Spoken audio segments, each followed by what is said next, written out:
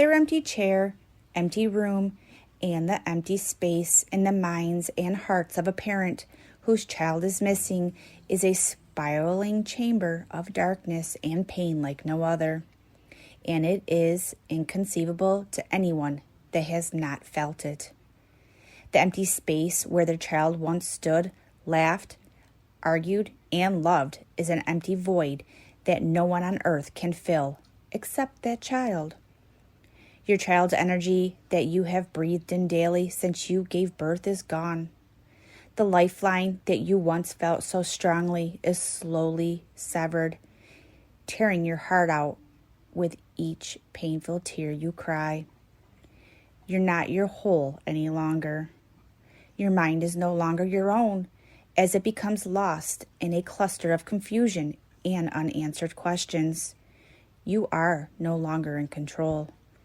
Some research suggests that the grieving process of a parent of a deceased child is different than the parent of a missing child. Both difficult and heart-wrenching to say the least. But the parent of a missing child lives in the unknown. They cling to that small percentage of hope that their child is okay and will be together again one day. Brian McKenzie's mom has been living this hellish nightmare for way too long. She did everything right to prepare her son for the brutal world in which we live in, but could not protect him from the evil that found him. This is Brian's story through the eyes of strangers. At 8:02 a.m., Monday morning, September 27th, 2019, William Brian McKenzie clocked in at work at Denny's restaurant, the same restaurant his mother served as general manager at. Brian left work when his shift ended around 3 o'clock p.m., stopped and pumped gas at a store near his workplace, then stopped by his friend and co-worker Sean's house, where he met 21-year-old Keenan Murphy for the first time. Keenan asked Brian for a ride, and Brian agreed because he figured it would be fine, being he was at a mutual friend's house, and his friend Sean gave no indication that his life would be in danger.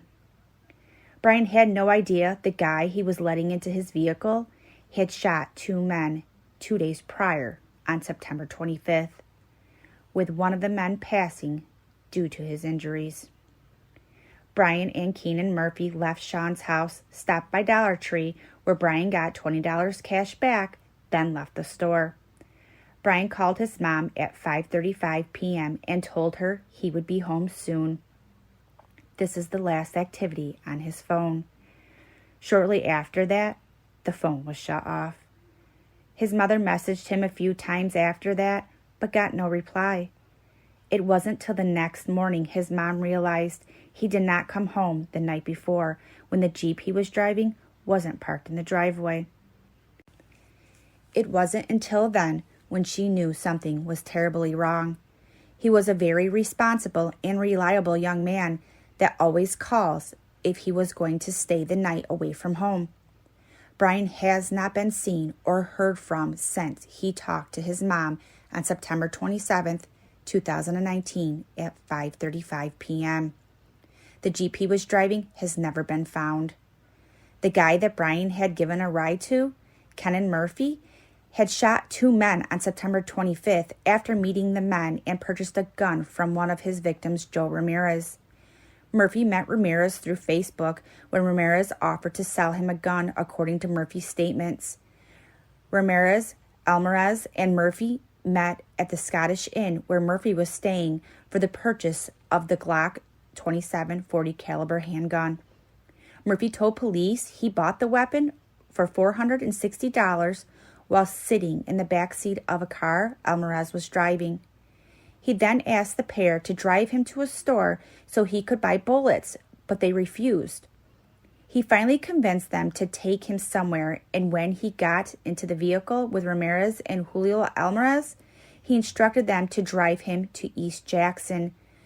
Murphy decided to shoot the men while they were giving him a ride. The gun had about 5 bullets and 1 in the head. I was trying to make conversation, but Joe was being an ass to me. I made up my mind that I was going to shoot Joe. I didn't want to shoot Julio, but I couldn't leave a witness, Murphy's statements has said. Alvarez and Ramirez drove Murphy to Neff Circle, where Murphy told them to stop in front of the house that looked abandoned. Murphy told police he shot each man once in the head from the back seat of the car before leaving on foot. Joe was talking to me and Julio was on the phone when I started shooting, Ken and Murphy said. They didn't see me pull out the gun. Jackson police found the vehicle crashed and on fire near Neff Circle and Middleton Street around 6:15 p.m., according to court documents. Alvarez was still in the driver's seat, and officers found Ramirez about 2 blocks away, suffering from a gunshot wound to the face. Both were taken into the hospital for treatment. Alvarez unfortunately died 3 weeks later from his injuries. Murphy contacted his next victim on Facebook on October 4th so he could sell his gun, according to his statements. Curry arrived with Reed at Knight's Inn, where Murphy was staying, and the three went to the Marathon gas station where Ken and Murphy bought a cigar. The 3 men returned to Keenan Murphy's room where they smoked marijuana, according to the statement. Thomas Curry informed Ken and Murphy that he did not have the money to purchase the Glock 27 and that he needed to give Vincent Reed Jr. a ride somewhere.